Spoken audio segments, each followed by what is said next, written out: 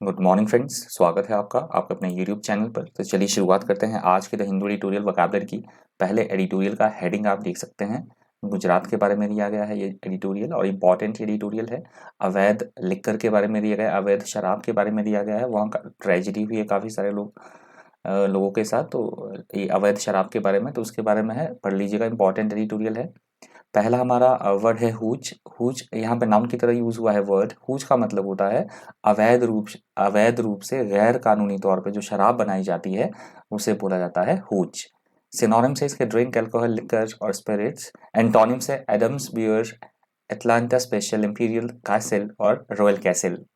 Synonym example आप देख सकते हैं। The spurt in hooch tragedies in 2021 points to the failure of the alcohol ban policy in Bihar. तो बिहार में अल्कोहल बैन है, महाराष्ट्र में भी है, दो तीन राज्य और है जहाँ पे लिकर पूरी तरह से बैन है। तो इस तरह से बात की जाएगी, बिहार में 2021 में बैन लग चुका था इसके अब शराब के ऊपर, लिकर के ऊपर, फिर भी अवैध रूप से शराब जो है बेची जा रही है। मतलब पूरी तरह से वो प्लान जो है फेल होता दिख रहा है। अगला हमारा शब्द है स्पोरियस। स्पोरियस यहाँ पे एडजेक्टिव की तरह यूज हुआ है वर्ड। स्पोरियस का मतलब होता है गैर कानूनी कोई चीज होना, अवैध होना, जाली होना, नकली कोई चीज होना जो जेन्युइन ना हो, उसे बोला गया है स्पोरियस। यहाँ पे उसी लिकर की बात की गई है, शराब की बात की गई है। सिनोनिम्स है फॉल्स, काउंटरफेट, फेक और फॉनी। एंटोनिम्स है रियल, ट्रू, एग्जैक्ट और फेयर। एग्जाम्पल आप देख सकते हैं। He was arrested in 1979 on spurious corruption charges. तो किसी व्यक्ति की बात की जा रही है कि 1979 पे उस व्यक्ति पर जो है अवैध रूप से जो करप्शन चार्जेस लगे तो उसे गिरफ्तार किया गया था। अगला हमारा शब्द है कंटेंशियस। यहाँ पे एडजेक्टिव की तरह वर्ड यूज हुआ है। कंटेंशियस का मतलब होता है ऐसा कोई आर्गुमेंट, ऐसी कोई चीज जिसपे वाद विवाद हो, जो विवादपूर्ण हो, तनावग्रस्त हो, असहमति हो लोगों की उस इशू के ऊपर, उस स्पेसिफिक बात के ऊपर, उसे बोला जाता है कंटेंशियस। सिनोनिम्स आप देख सकते हैं। कंट्रोवर्शियल, क्वारलसम, कॉम्बेटिव और डिस डिस्पुटेशियस। एंटोनिम्स है पैसिफिस्ट, पीसफुल, एग्रीएबल और फ्रेंडली। एग्जाम्पल है it is certainly the most contentious political issue.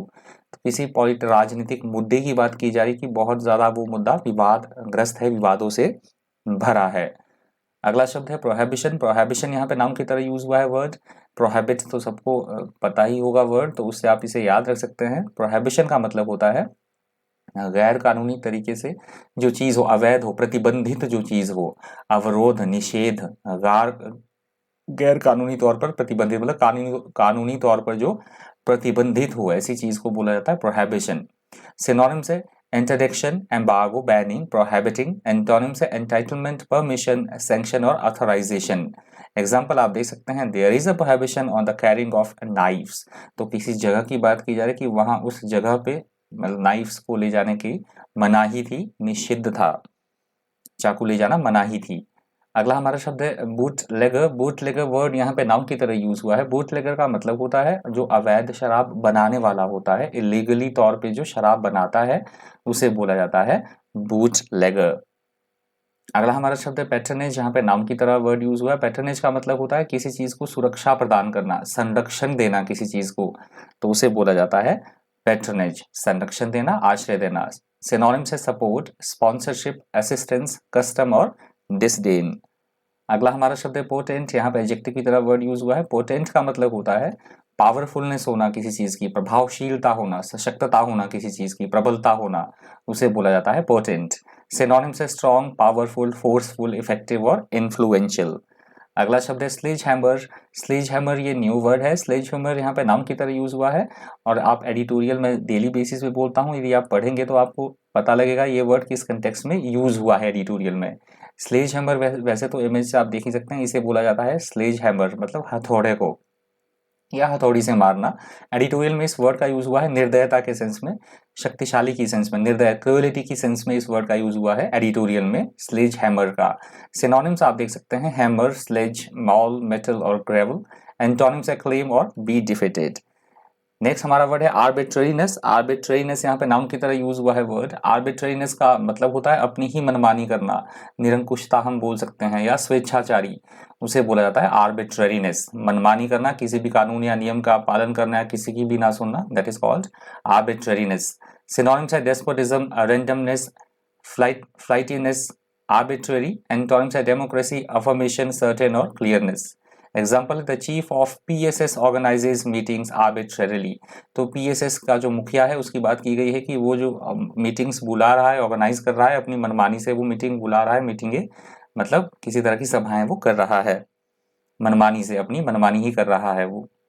अगला हमारा शब्द है इंट्रूसिव. इंट्रूसिव यहाँ पे एडजेक्टिव की तरह यूज हुआ है वर्ड. इंट्रूसिव का मतलब होता है अनुचित रूप से कहीं पर हस्तक्षेप करना, किसी तरह की घुसपैठ करना, उसे बोला जाता है इंट्रूसिव.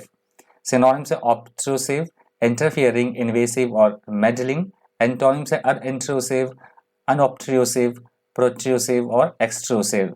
एग्जाम्पल आप देख सकते हैं. He also warned Pakistan to prevent further intrusions. तो किसी अधिकारी की बात हो रही है कि उसने पाकिस्तान को ये चेताया कि वो फर्दर जो है हस्तक्षेप करना, अनुचित रूप से घुसपैठ करना बिल्कुल से बंद करे. तो उस अधिकारी ने पाकिस्तान को ये चेतावनी दी.